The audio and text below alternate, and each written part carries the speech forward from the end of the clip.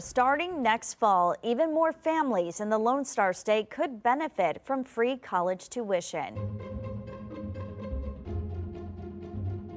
All right, get this. In-state tuition is free for young adults who want to start college and even folks of any age who just want to go back to school.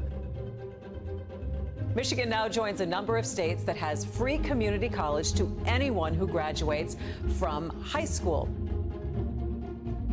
But a growing number of Americans say a four-year degree isn't worth the price, especially if it means taking on student debt.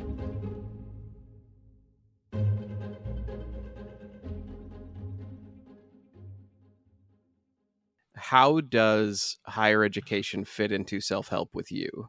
Because I know that you and I are both voracious learners, but in very different ways. And I know, I don't want to spoil too much, but I don't think either of us are technically college educated. No, I've attempted college a few times.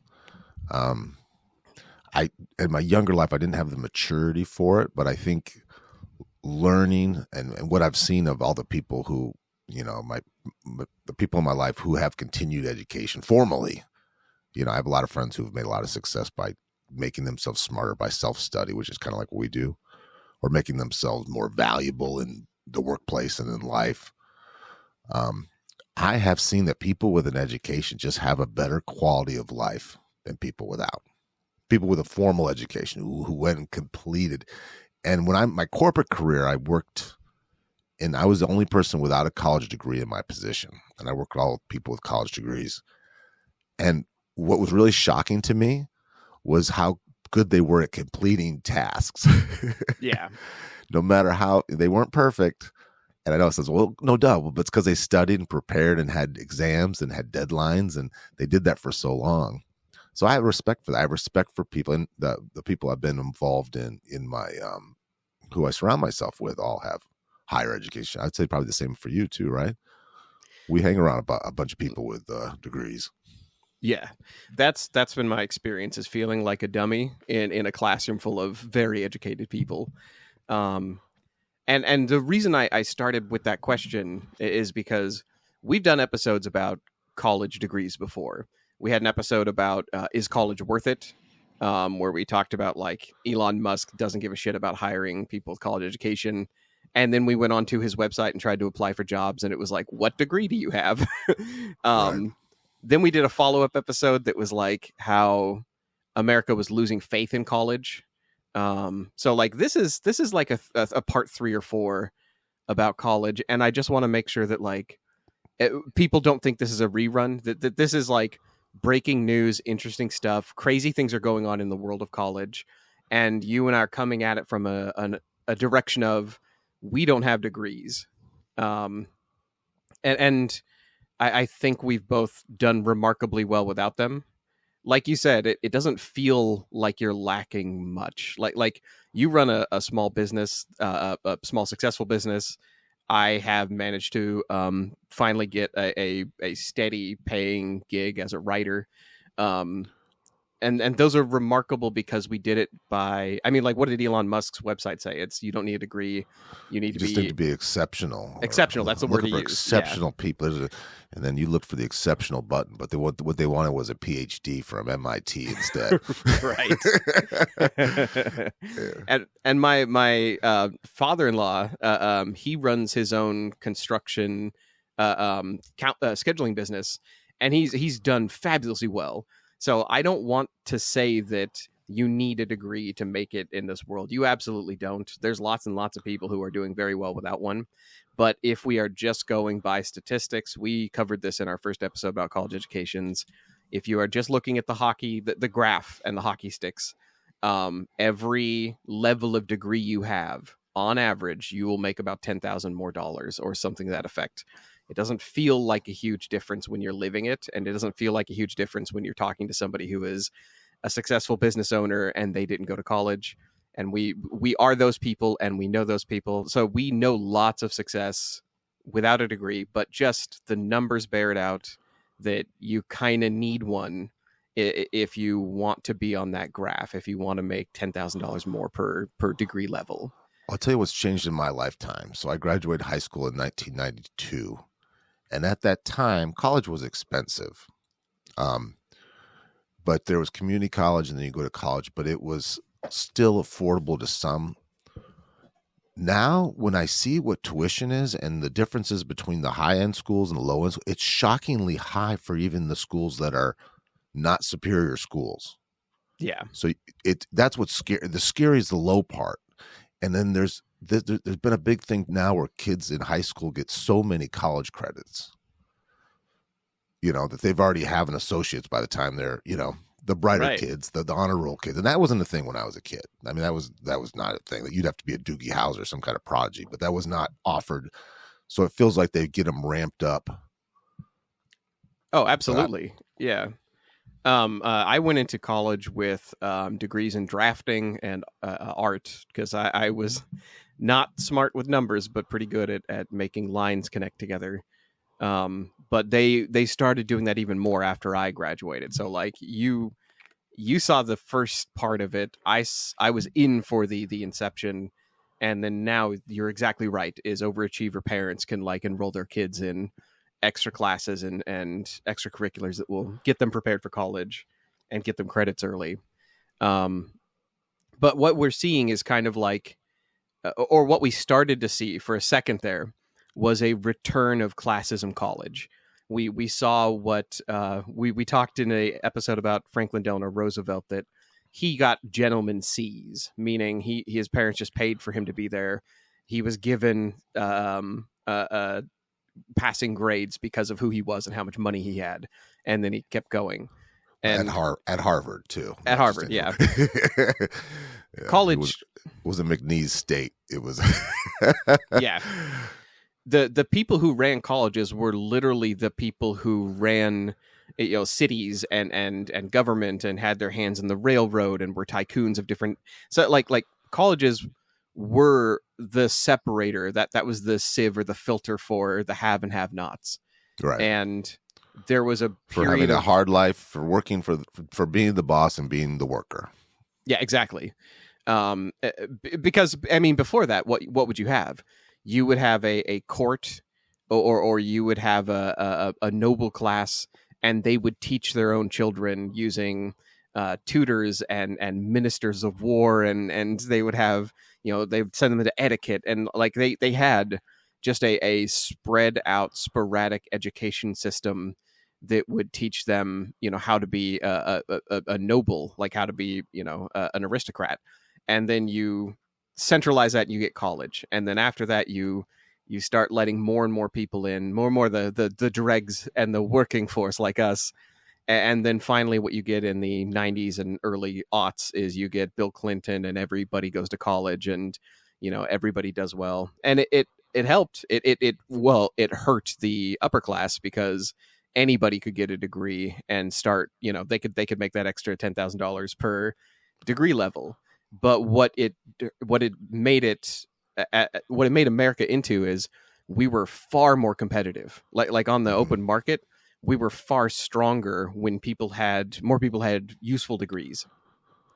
And then that goes into funding of big businesses too. The people, when you have that real good criteria, all these higher up managers with an education, it helps you get funding for your company too, to keep fueling the train. Right, exactly. And it did fuel the train. It fueled the train for a damn long time. And then what we saw was a period of predatory loaning. We saw a period where people got government contracts and government sign-offs to loan money to 18-year-olds and convince them that a degree in interpretive dance or underwater basket weaving was worth getting. And we had another episode where we talked about what degrees people actually got. A lot of the people who started with bullshit degrees like that, they didn't make it. They barely made it, a year or something. Like a lot of them did not actually fulfill their loan and graduate. A lot of people who ended up with student loans were unfortunately people who went into trades and only made it, halfway through. And so at the end, they just had a massive loan and they had no skills to go get that job. So when we talk about the, millions and billions of student loan debt still out there, it's people who'd really actually tried to like contribute to society, and the loans they got were just absolutely predatory and horrendous. Um, so we're gonna go from there because that's the recap episode. If we're if we are a sitcom, that is our last time on the Todd and Joe bash colleges, because the landscape is changing very, very rapidly, and this episode is all about what happened during that big shift, like only in the last couple of months, honestly. What states are now giving out free college because they realize how absolutely screwed we are if we don't have a competitive marketplace. Why the government is failing college versus states are actually kind of kicking ass right now. And we're also going to look at a movement called college hacking, which is a bunch of people online realize that you could basically do college for very cheap or almost free if you're very clever about it. And spoiler, I followed their program, and I am now enrolled in a New York school. So we're going to go through that process. Oh, that's interesting. So you're going to use this information. That's better than us just talking about it, right? Oh, this is effectively us catching up because when we originally did the episode about is a college degree worth it, I thought the answer was going to be not at all. I thought it was going to be like, no, just go out and be smart, start a business, make money, and yeah. I heard your underwater basket weaving, but my favorite one was the Key and Peele, the comics, the writers, the directors. One of them had a degree in puppetry, and I thought, yes, wow. Jordan, yeah. And I like the sound of that. And I know that it's a profession. I'm not saying that, but when I heard that, I was so happy. It's like my son's joined the carnival. My son's in college to be a puppet master. Right. When you tried college, what did you go for? I was doing it more of a social thing because I missed high school. And I just knew that I had to do something, and I was just not mature enough. I just took the 101s is what I took. Okay. The basics. And how did you do? Like, did you feel like you were in your element, but you just ran out of money, or what ended your I couldn't foray? continue with work in that. There just wasn't enough. There literally wasn't enough time in the day or enough energy. You're working a manual labor job. And then you have that. It's just there's no time with barely getting by with the apartment with the 5 roommates and just not enough money. That was my experience. I went to college straight out of high school, and I spent about a year and a half trying to get a graphic design degree. And I was talented at drawing and art, but it was just burnout. Like to give you an idea, I was taking 3 connected buses to get to the Sylvania campus of the community college. So like I would start my day at about 5:30 and then, fast forward 2.5 to 3 hours on the bus later. Well, do you remember too the shock? You remember that travel. So that travel alone, right? And then you're probably thinking when you were signing up, like, well, I'll study on the bus, right? Exactly. Thinking, Yeah. And I'll sleep on the bus and I'll eat on the bus and it'll be great. Do you remember the shock of the price of books? Oh God. Yeah, no. When you really don't have any money. And this was the thing. So the social class, and a lot of my friends went to college. And when I say they went to college, it was like that TV commercial you see where the dad and mom load up, they buy them a car and load up their stuff and they cry. But for us, it was not like that. No. We had to buy one used book at a time. And I just remember being traumatized by what things cost. Even for a community college, it was like over $100 to $200 per textbook. And at the time, I don't have student loans because I got the Pell Grant or a grant for, I had good grades. I was poor. And also I put in my own money. Like I was working at the time. And I just remember like going in and like buying half of the books I needed and then going online and downloading PDFs of old books that were similar. We'll say that.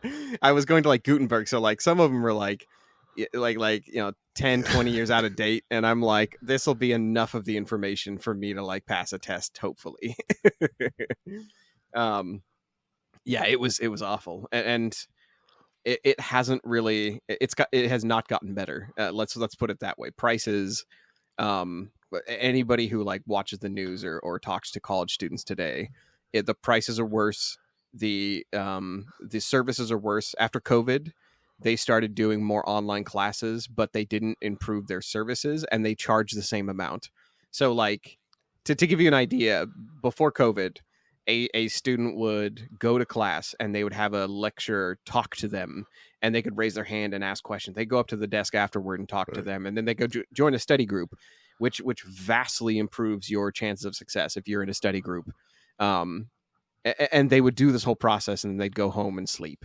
In the COVID era, the colleges, like almost infamously, started offering all their classes online.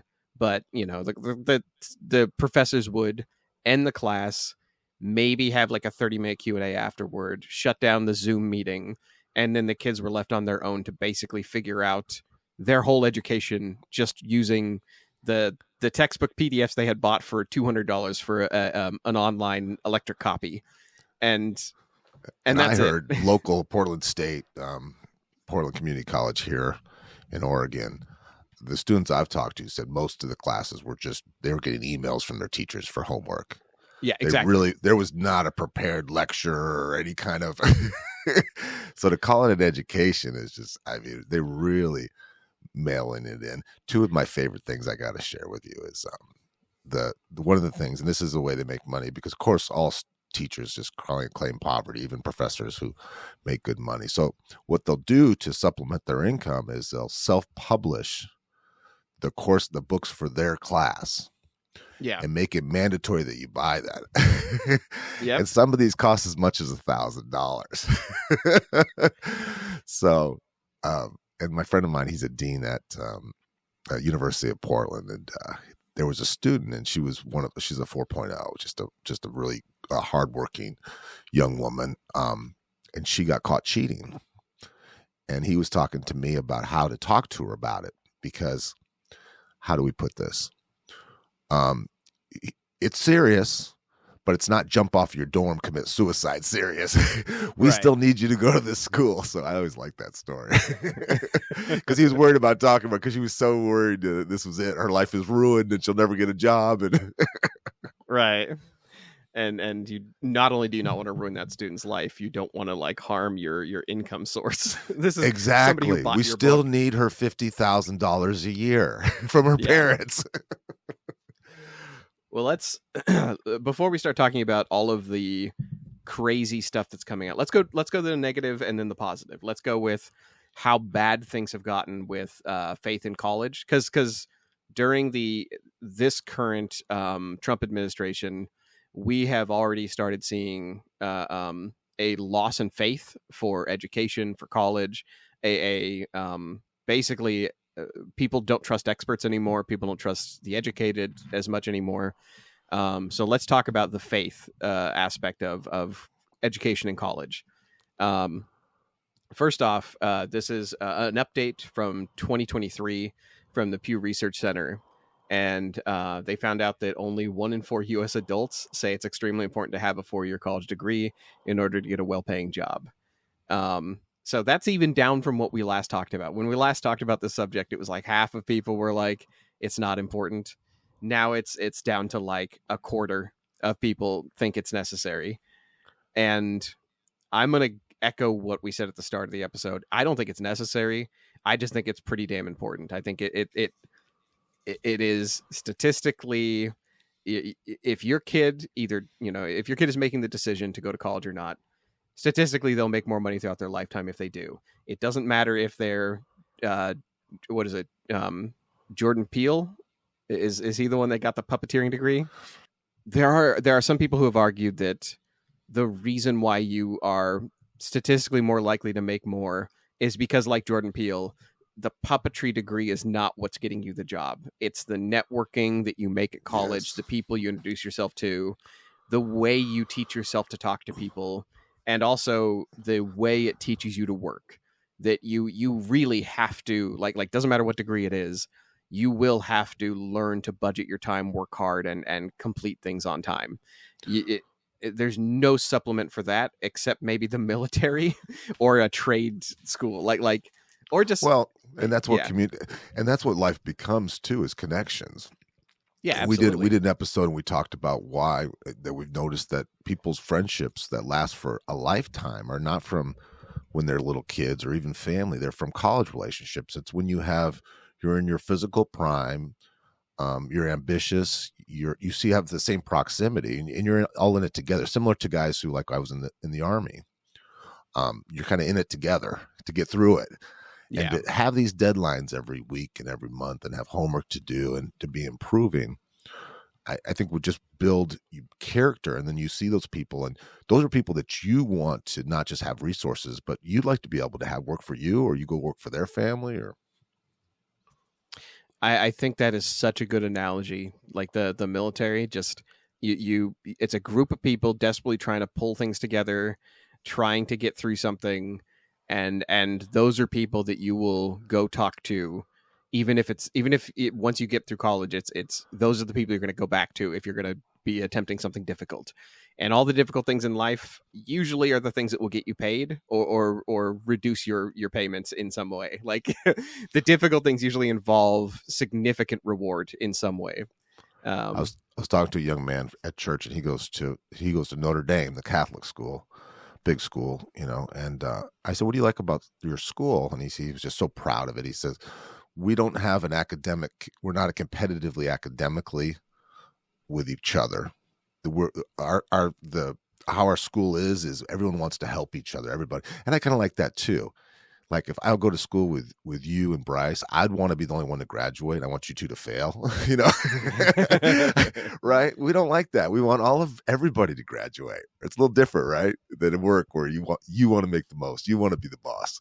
Do you think that when you attempted college, it taught you how to, not the networking part, I think you got that elsewhere, but like, did it at least teach you how to like study for the things that matter? Because you study for the show, you study hard for like aspects of your business. Like, I've seen you like dive into subjects and tear them apart. So like, was that part of your early education, or did you pick that up on your own? It was exact opposite when I was in school. I would listen very, very hard to the lectures. I would take notes. I would read the stuff that they told me.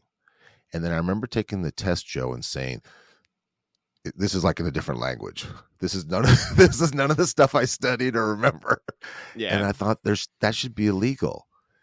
That they told me, and I felt like I'd wasted all that time on stuff that wasn't on the test. I just felt very defeated. But again, I was a poor student. I was a CD student in high school, so I just didn't have the study habits. I was definitely missing something. I have noticed that professors will oftentimes talk about the stuff that is interesting to them, and it's not the stuff that is in the textbook. Like you gotta read through everything, and then they'll just talk about like what is the neat stuff they've read lately. So to get us a little bit back on track, the about a quarter of people say that a 4-year degree is necessary for a well-paying job. It's even less than that for people who are willing to go get student loans. About 22% of people say the cost of getting a 4-year degree is even worth a loan. So like, people will take out a loan for a car that will depreciate in value. They'll take a loan out for like, what was it? There are some furniture businesses that like you can rent to own. But they're like, 4-year degree, no, it's not worth it. It's too much. That's like they'll go eat out every night, but they can't afford a $30 a month gym membership, right? Yeah. I mean, it's just totally That's what it feels madness. like. Yeah. And it's funny for me to be disparaging people who don't think a college degree is worth it when I don't have one. So that is kind of, I realize the irony there. And currently, like, anybody who's like, well, Biden gave out all of the government's free money to students, like, our thing is solved, stop complaining. We didn't touch it. Like, Americans still own 1.6 trillion in student loan debts, and that's 1/3 of all adults under 40 who have a 4-year degree. So like, you cut the population in half. You say everybody under this line who's younger, and 1/3 of them, if they're educated, they have loans. So I'm not saying that they deserve forgiveness. I'm saying that we had a predatory loan system, and that that is hampering the economy at this moment, because those people cannot invest it in housing, stock market, any of the traditional things that would like accumulate wealth over time or guarantee financial success. That's why we have a tremendous millennial population that is surfing on mom and dad's couch, or like, not purchasing houses right now. Well, and I think the surfing on the couch. We've talked about young men, mid-20s. Now it's getting older and older. Their parents are that their parents are getting their money from the boomers. They're still kind of benefiting from that. Is that part of the anti-government or the anti-education where you're like, oh, well, they don't need to do that because they're still supporting them. They're still almost like a child. They're almost like still in middle school. Yeah. So they're letting them say you don't have to go out and fight and hunt, I guess is what I'm trying to say. Because you could live with mom and dad forever, Yeah, there is, it is weird to see that, and I do agree with that it is strange to have a huge section of my generation where they don't have to go out and hunt. They're not, but it's also like, what are they prepared with? It's not like my generation got spears and shields and were taught to track. Well, no. But your generation was like, you had a rock tied around your ankles and like, you go hunt that lion with your bare hands. It'll be funny. Well, no, you're absolutely right because of how expensive everything is. Like, it's almost a losing battle. So you can go out there and kind of similar to our college career and try and ride the bus for 3 hours and try to pay for your apartment and everything, and then you'll be dead by the time you're 30. Right. The low median house in the Austin area right now is more than $500,000. Student loans are saddled with 1 in 3 millennials. Just do the math. Like that's not difficult. And I'm not the only one that thinks that. The guy from we've quoted oh god, what is it? Galloway, the professor at New York Stern Economy.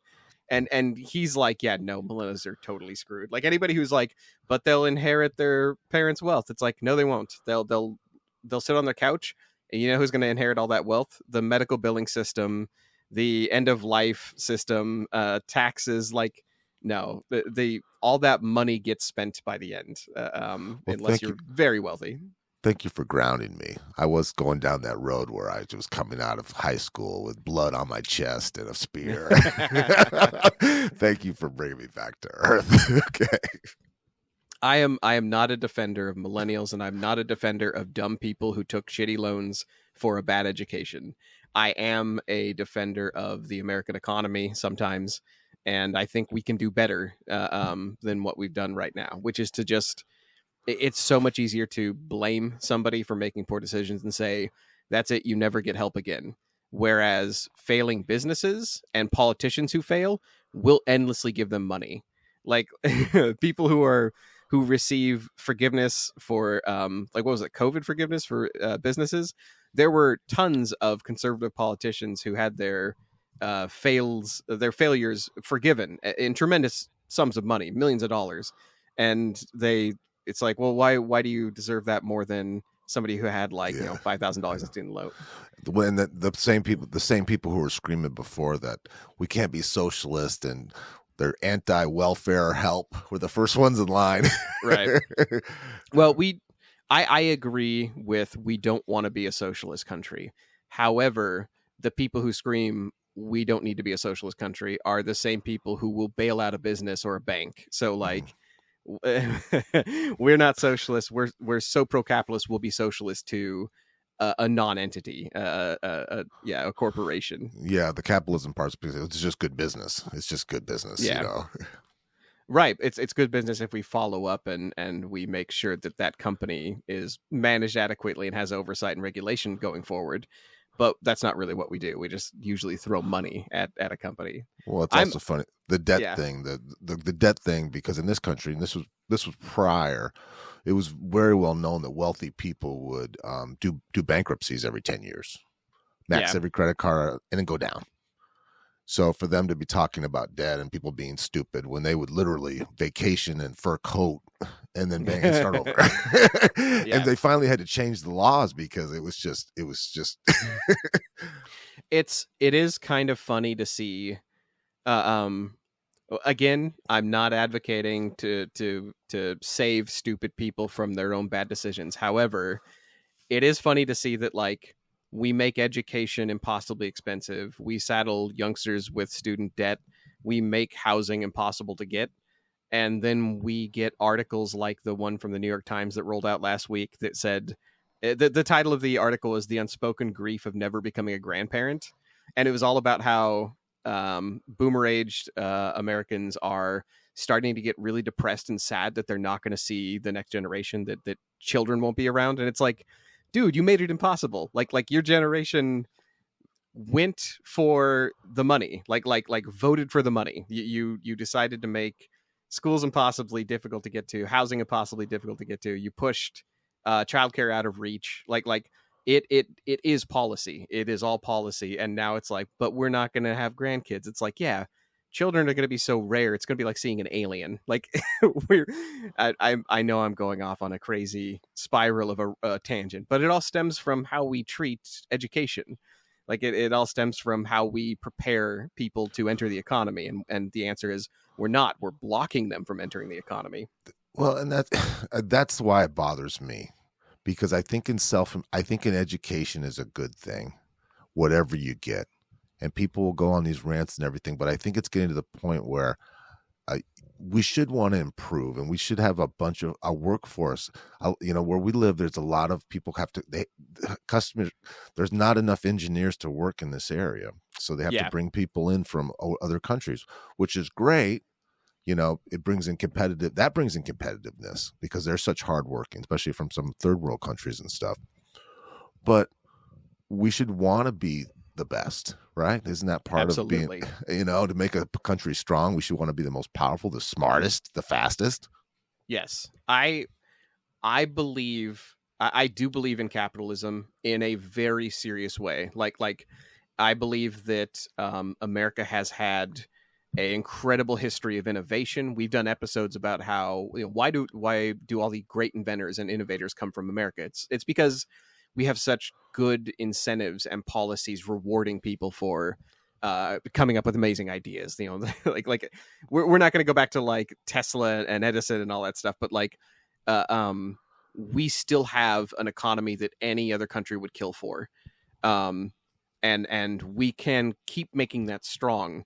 But right now it's slumping and it's getting worse, and our workforce is getting hampered. Like we shot our upcoming workforce in both legs, and we're wondering why our economy is slowing down. And all world economies are slowing down. Right now, we're living through an unprecedented global time of everyone's electing populists. Everyone is electing people to fix the economy. Everyone is very scared right now. And we think it's just an American problem, and it really isn't. But we can be the economic leader of the world still, but we have to adjust. And what you just said, Todd, that we're bringing in new workers and we're trying to incentivize people to go to school, and we're trying to give them opportunities. That's the next article I want to cover. Is there's an article by the New York Post. Here are 15 states who are basically offering college for free. Even if you just move there temporarily, you can go to college for free in some of these places, but they have qualifiers. Some of them, okay, so here's one. Arkansas realized that they really, really, really needed people to go into STEM programs. That's science, technology, engineering, math. Without having new engineers and people educated in math, they were going to run out of people who could run computers and business and industry, and people who could like run a bank. So they got what's called the Arkansas Future Grant, which covers tuition for students working toward one of these STEM degrees. And as far as I understand it, it basically totally covers your education.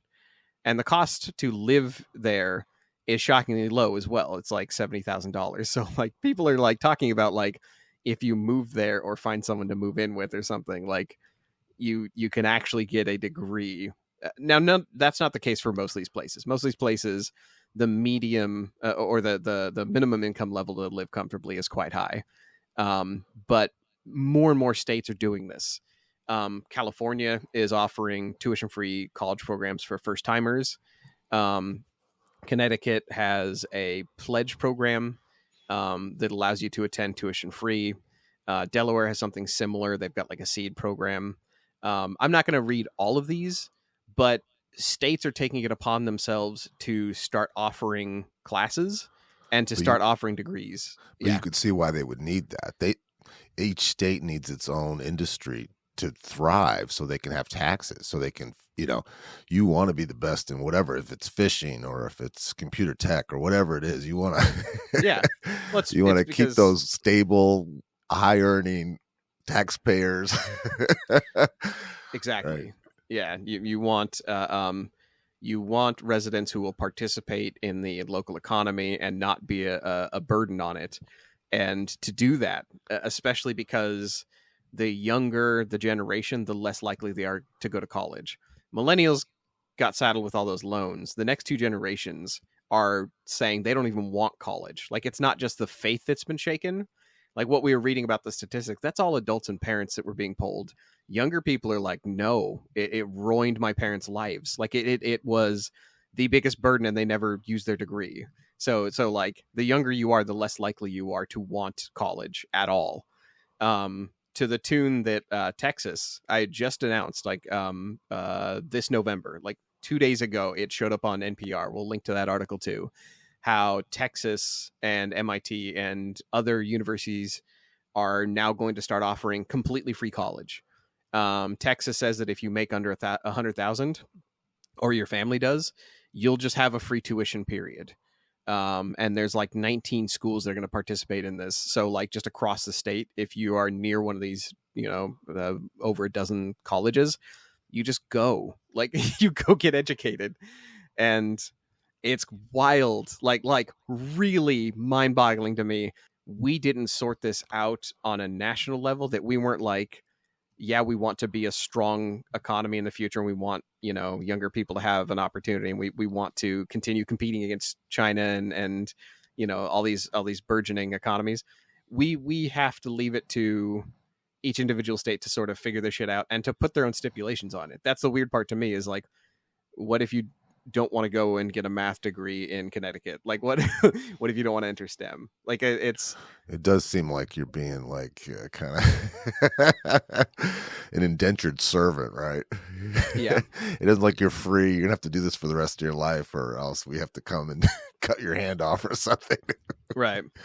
If I were born in that state, I would still take them up on it. Like my early life desperation for education is what led me to writing and podcasting and all the stuff we've done together. My absolute hunger for trying to get a degree without having one, it was me listening to hours and hours and hours of college lectures and NPR and audiobooks and just everything I could get my hands on while I did a real job. And that's exactly what happened. Even though I've made more money than my college friends, I feel less complete. Yeah. I feel inferior, and when you're the only person I can say that to. I say it to anyone else, and they get very defensive. And no, I can feel the same way. Okay, well, thank you. Explain that to me. Why do we feel that way? I want to tell this story. I was in a Writers of the Future back forum. Like I was in a writers group basically, and we were trading stories, and somebody looked at my stuff and they're like, I don't know how you've won the awards you have with this bad of grammar. And I asked them, I was like, what do you do? And they're like, oh, I have a journalism degree or an English degree. Right. And then I was like, well, tell more interesting stories. Like, but yeah. But I felt bad. Like I had the good comeback. I had the story that won a higher award than they did. But like I still felt like I hadn't done my diligence by going to college. Like I hadn't. Yeah, you're like that athlete who's bigger and stronger and faster. That's why you win, right? Yeah. You're just better, but you're more talented. Imagine if you got that too, that other piece of it, right? Yeah.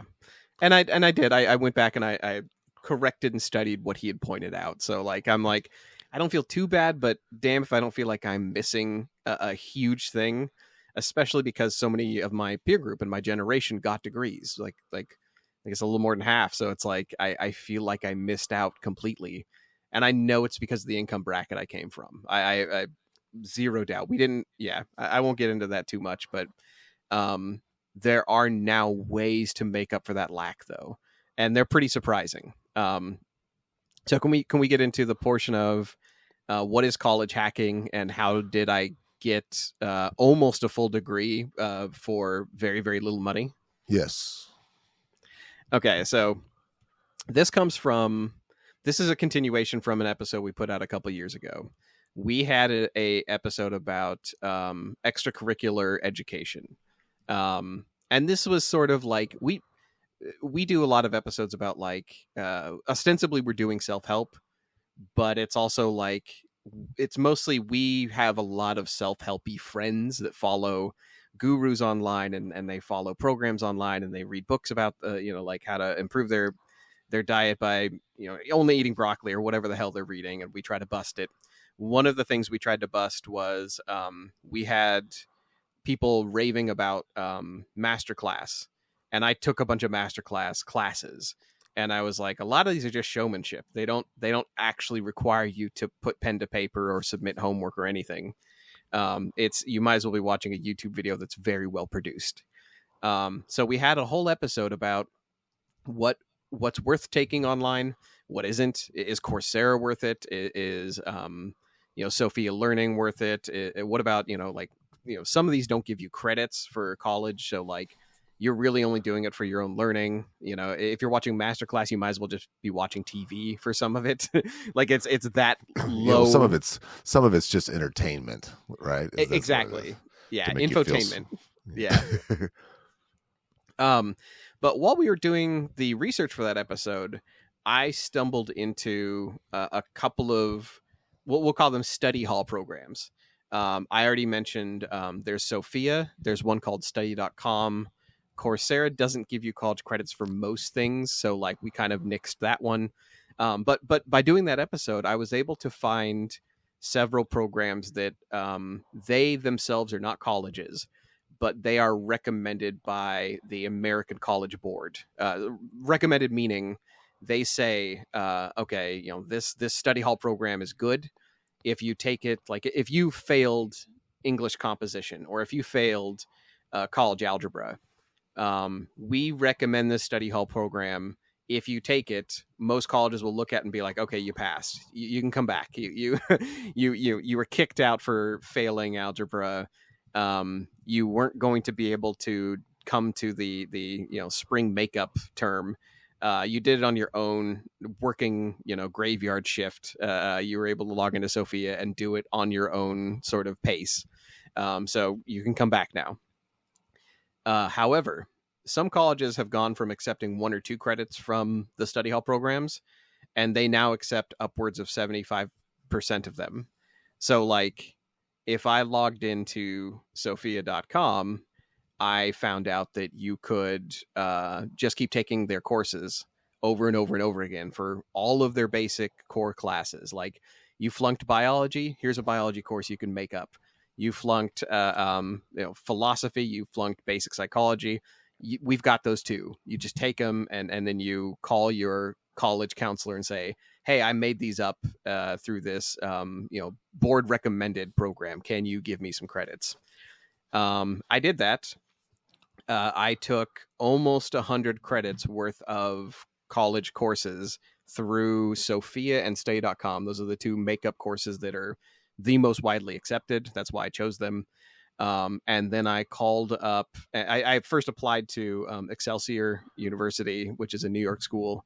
They have an online system. I wanted to go for an entirely online college, and I sent in my credits from those makeup classes. And they first, I called them and I said, hey, I've got, a bajillion credits from these course systems. How about letting me join your college and if take a couple classes and graduate. Your transcript looks like a butcher's block. It does, yeah. The admissions person's looking like what the hell? I feel so sorry for them because like It's like, here's some classes I took for writing. Here's some classes I took a million years ago for graphic design. Here's when I originally went to college. Yeah. Some are like on an old napkin from Chipotle, Right. Some of my college credits they could only receive through Morse code. It was being beeped to them from the early 1800s.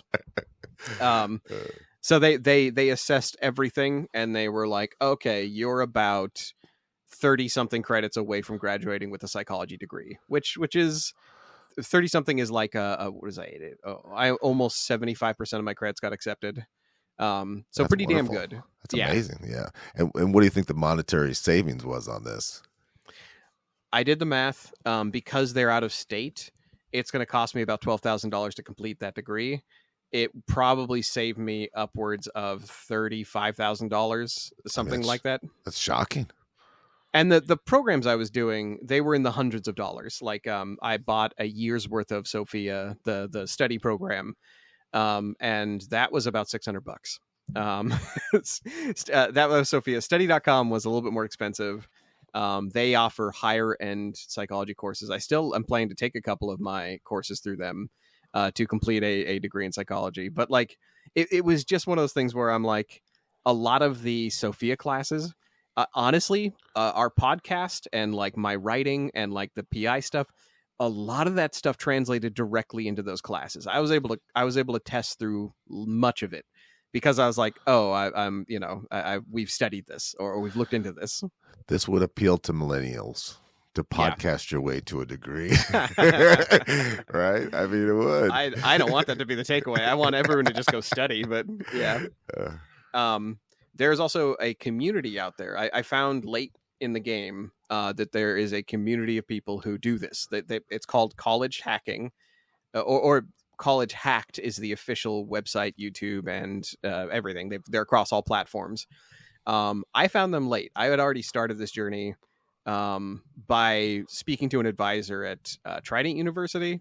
I was talking to them. I had a very nice conversation. They're like, try these study hall programs. But there is a website, and if you join their Discord, you can compare notes with thousands of people. Students who are, a lot of them are older, and they've realized how much of a scam college is and how much debt they try to saddle you with. And there are lots of online colleges that are trying to make their money by catching adults who have burnt out and don't trust the system anymore. And so the colleges want you to give them money for taking basically online self-paced courses because for them it's very low effort and they get to collect, my $12,000 for attending. But on the other hand, it's a much, much cheaper way to get your credits. Now, college hackers. It's funny because go ahead. You get that tone like you guys are fighting this evil empire. I get that, but just being pragmatic, just being a pragmatist and saying this is going to work the same. It's that old thing where when you graduate from, they don't ask the doctor what their GPA was; they just call you doctor. Oh yeah. Thank you for bringing that up. That is one thing that the question that they are constantly asked, and the question that I've been asked several times is this a degree mill? It sounds like count? A scam. Or is it like one of those honorary doctorates that pastors give each other over, Right. Is it a bullshit degree? Will it actually get you a job? The answer is whatever credits you get from the study programs, they transfer into the college. They're assessed individually, but the degree comes from the college of your choice. So like there are serious names. Purdue now has a global side of their campus. Like I said, the New York School does. Even major colleges like Texas University and Texas A&M both have online systems now, and so I can apply. That's my next step, is because of the free college stuff coming for Texas. That's going to be next year. I'm actually going to apply as a student to local Texas schools. It'll be cheaper because I live here, but also I want a degree that would say their name on it. When I get that degree, it's not going to say half of this came from a study program. It's just going to say they're just going to call you. They're just going to call you doctor. Yeah, exactly. From Texas A&M. Right. Yeah. Exactly. Yeah, isn't that funny? But isn't that how life is? When you complete something, that's where you're at. You've arrived. It's an actual right. Yeah. There is a huge caveat to this, like a warning to anybody who's about to go tell their nephew or their son, hey, skip trying to pay for college. We have this study program. It is a risk because you have to be up on which colleges are taking online credits. It changes week by week, almost literally. When I called the New York advisor, they were like, we only accept 40% of online credits for this degree. And then the next week after I had sent in my paperwork, they're like, we accept all of it. Just give it all to us. The academic advisors you will talk to will tell you the same. Their standards change, and what they accept changes almost quarter by quarter. So like when I say week by week, I really just mean by semester. But the reason for that is their business model changes. They have to change what they accept depending on whether they're making their quota and whether they're getting enough money from students who are coming from rich families, student loans. If they're not making enough money, they may open up more doors for people who are coming in to pay a fraction, but still paying like I am. So, well, and to go back to what you said about does it count and what's the name of the degree? When Ivy Leagues have grandfather programs where kids and grandchildren get in with C's and D's, they get, yeah. What's the difference, right? And then they get to say they're a Cornell or Dartmouth or wherever, Brown University graduate. Yeah. I had a very close friend of the family. It almost hurt to hear this, but like I was telling my friend about this. I was like, hey, I'm working on this program. You might want to do the same because it is very cheap, and these are the schools accepting it right now. And I had a friend who was like, that is a diploma mill, and it's not going to count. Like even if you get a job, you'll have to get that job knowing that you did not get the same degree as if you'd gone to school. And then I was very hurt because I'm like, this is somebody I very deeply respect. I was going to say, this sounds like they need more facts. I see them taking out a newspaper, just hitting you on the nose with it. well, no. What I found out was they had the same degree as I was trying to get. They have a psychology degree and they have $40,000 in student loans, and they put in the physical time there, and so they're like, it's not the same. And I actually agree with that. I don't mean that as in like I have low self-esteem and I'm gonna hang my tail between my legs. I actually agree that you get a different experience going into a college. You get a different experience having to go interview people and do serious psychology work to get the degree. But the problem is that's not open to everyone, and it is so expensive to do that.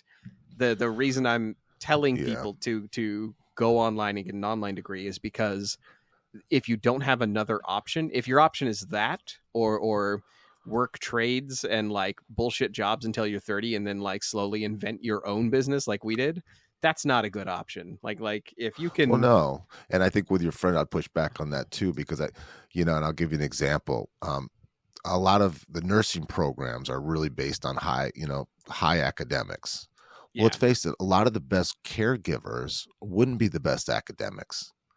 So just because you may be more prepared, but once you get the job, it's your continuing education, how you connect with the people you're trying to help.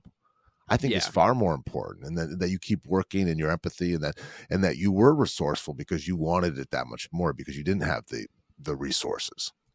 Right. You have to be scrappy. I got during this process, I got rejected by a couple colleges that looked at my grades and they're like, you're unstable and unsteady and you were a poor student 20 years ago or 30 years ago or whatever.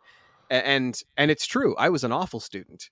But the colleges, the ones that accepted me, I've spoken to the assessment office, and it's because I now have awards in writing, and I've gotten these credits late and I've done stuff. So they're like, no, you have a poor record when you're young, but they're like, you're scrappy and you want it. Right. And so it's like, it really makes a difference. And that's the guy I talked about, the professor at New York Stern, Galloway. He has the same thing. Like he made poor grades in school, but he had a lot of recommendations. So like there is room for that. If you were a shit student and you need, this can show people that you are willing to do the work, even though you were a bad student. If you come in with like 30 or 40 credits from a study program and you apply to a school and it's been some time since you like failed out of college, they look positively on that as long as you can like actually get on the phone and talk to them, and it goes to the assessment office properly. And I think that's what our workforce needs. It needs more bright people and less brilliant ones. Yeah. I think brilliant ones don't want to do anything. I will tell you, I will take a scrappy honest nurse who is a good caregiver and a shitty student sometimes. I'll take that over somebody who was just, their parents were wealthy and they got someone to do their homework. Like the Exactly. the Aunt Jackie student. No, I'll take I'll take somebody who is more like us. They're by the way, I'm not gonna, this is not a plug for them. This is just letting you know that there are services out there. The college hack community is run by a couple of people who are academic advisors. They were both they're both doctors. They got their degrees in career and advising, and they will basically plot a career path through the shifting sands. It's almost like taking a riverboat up the Mississippi. They're like, the sandbars come and go, the river shifts, like you'll have logs in the way one day, there'll be a totally different route the next day. They do that for colleges and what their acceptances are and what kind of credits they'll take, and it costs about $500 to get a session with them, and they'll help you plot a career path. And they focus on speed. They do not focus on cost. All their advisory is like, here's how to get a degree in 12 months or 14 months or whatever their planning is. I did not pay for that assessment because I had already gotten halfway through without that. But if you absolutely, if you're seriously thinking about this for like your son or your kid or your daughter or whatever, and you're like, but we don't have the time to sit there and call every college we're thinking about and ask them, will they accept, Sophia credits in a year? Will they accept study.com in like 2 years? They will usually tell you, we don't know. The academic advisors I've talked to, they say, I can't tell you that, or I don't know, because it changes. So you can get advisors to tell you, here's the likeliest bet. But I can see the advantage of it being so low cost and that you can go in things that you're interested in. I think that's the key too. When you're taking a lot of classes that you don't have interest in, it's hard to complete them. But if you could take a lot of different classes that you have interest in at an affordable cost and throw enough of those up against the wall. Yeah. I remember one of these late nights, I was writing an essay about the reason why New York's electric grid was garbage when during the electric current wars, Tesla versus Edison. Edison won and was allowed to basically electrify the grid and also streetcars, and it made streetcars very, very janky and jumpy, and they would like plow into people, and because they used the wrong type of electricity, the streetcars that ran in front of Dodger Stadium would plow into people, and so people had to like run away from the train cars as they were getting off them, the trolleys, and like the Brooklyn Dodgers were named after having to jump out of the way of these the Dodgers. these streetcars. Yeah, the Dodgers. They had to. That sounds terrible. That sounds terrible. That sounds like a terrible public service. Yeah. So I was writing this essay, and Rachel asked me, she's like, is this going to be worth it if they don't accept your credits? She's like, you've spent nights, like every night or all weekends. Like I've spent so many hours working on, 100-ish credits for a degree that may or may not manifest. Like it was a gamble whether or not any college was going to look at that and take them all, or even take a large amount of them and accept them toward a degree. And I told her, well, at least I know the story about the Brooklyn Dodgers. Like, I was like, I honestly don't know. I can't answer that for anybody but myself. For me, it makes you interesting at a party, though. Yeah. I can now talk about which eras of regulation helped the Great Depression and the collapse, and I can now talk a little bit more about Socrates than I could before. And I've now taken more philosophy, like a more grounded look at philosophy and psychology than I had before. So like, it's made me a more rounded person. I don't regret it, but God damn it, I would be a little bit upset if those didn't count for anything. So Anybody who's thinking about, but you're going to keep us posted, and you're going to have to see this all the way through, because absolutely, whether it takes a year or 2 years, we want to know you didn't drop the ball on this and that it worked, and then how it worked out, right? Yeah, I still have to wait. I'm going to wait till next year to see how things work with Texas and the free degrees. If they allow me to finish off my last quarter of a bachelor's degree for free, I'll take them up on that. If not, I'll go back to the New York school and say, hey, you accepted my credits before. How about now? And let me finish this off. So we will get every year. It seems like we have a follow-up episode on colleges. I will let everybody know. Hopefully this ends like every year we do an update, and then this ends in 4 years with me having a doctorate of psychology, so I can like clinically do therapy. The end goal is I don't want to be a researcher. I think being a clinical therapist would be awesome. But I think you'd be good at it. I think you'd be great at it. I'll do Freud. I'll just tell everybody, hey, you're obsessed with sex. You want to have sex with your mother. Exactly. Keep it simple, right? Same message. Yep. How do you feel, Todd? Emotionally, how do you feel today?